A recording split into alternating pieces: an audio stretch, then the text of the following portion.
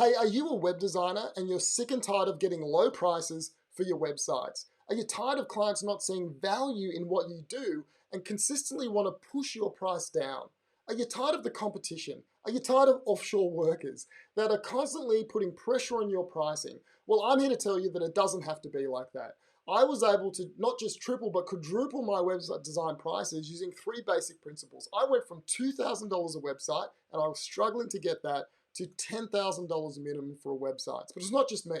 I have Hudson that I've been working with, and he was struggling to get $3,500 per website. He has just sold his first website for $10,000. There's also Tony, who was struggling to sell websites for $1,500, and he was able to sell his websites for $7,500. But not just that, in the first 2 weeks, he sold 6 websites at $7,500, equaling $45,000. And Tony, in his own words, said, "Marlon, I am not a good salesperson. I need help." Well, he doesn't need help anymore.